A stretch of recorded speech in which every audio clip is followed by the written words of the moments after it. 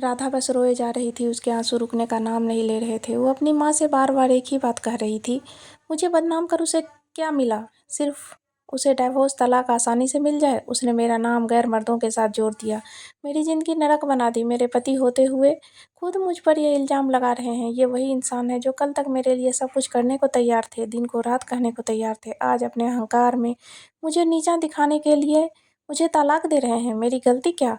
अपने और अपनी बेटी के लिए आवाज़ उठाना। अब लोग भी मुझे अजीब नज़रों से देखते हैं, गंदी बातें करते हैं, रास्ते पर चलना मुश्किल हो गया है।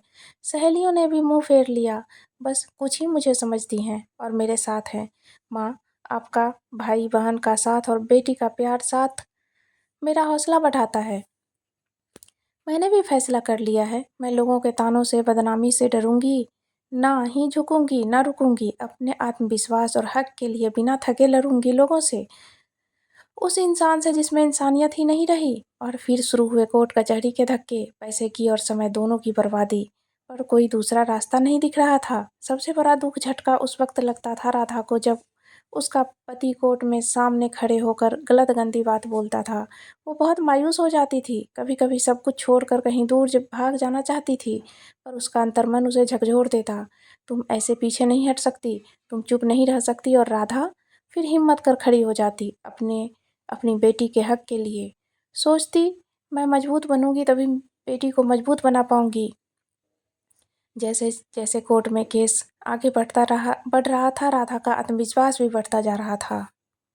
राधा बेझिझक अपना काम करने में लगी थी। उसे महसूस होने लगा था कि लोगों के सामने एक अच्छी शादीशुदा ज़िंदगी का दिखावा करना बहुत गलत था। अगर उसे कुछ लोगों को भी सही बात बताई होती, तो अपनी परेशानियां बताई होती, तो आज ये दिन ना देखना पड़ता। लोग उसकी मुश्किलों को समझते। खैर, जो होना था हो गया, सोचकर राधा ने ठंडी सांस ली। अब वो खुलकर जिएगी अपनी ज़िंदगी। उधर राधा के पति को भी एहसास हो गया था कि उसने राधा पर झूठे इल्ज़ाम लगा मुसीबत तो मोल ले ली थी। उसने तो सोचा था राधा जैसे समाज में एक अच्छी ज़िंदगी जीने का दिखावा करने वाली औरत मुंह बंद कर चुपचाप घर में बैठ जाएगी, पर हुआ सब कुछ उल्टा। राधा ने तो घरेलू हिंसा की सच्चाई सबके सामने लाकर रख दी। कुछ सबूत भी जुटा लिए थे राधा ने। वो अब अपनी बेटी के साथ जीना सीख गई थी। उसके घरवाले भी पूरा साथ देते थे उसका। तभी एक दिन दरवाजे की घंटी बजी। राधा ने सोचा, कौन हो सकता है इस वक्त? जब देखा तो वो अचंभित रह गई। दरवाजे पर उसका पति खड़ा था। उसने राधा से पूछा, अंदर आ जाऊं? राधा ने कुछ सोचा, हाँ बोल बोल उसे अंदर आने दिया और पूछा, अब क्यों आए हो? वो बोले, मुझे माफ़ कर दो, मुझे अपनी गलती हो गई है और घर वापस चलो। मैं तुम्हारे और अपनी बेटी के बिना नहीं रह सकता। अचानक आए इस बदलाव से राधा सोच में पड़ गई थी। वो कुछ समझ नहीं पा रही थी, पर उसका पति केस वापस ले साथ में सुखी जीवन बिताने की बात कर रहा था। उसने राधा से कहा, चाहो तो थोड़ा सोच कर जवाब देना।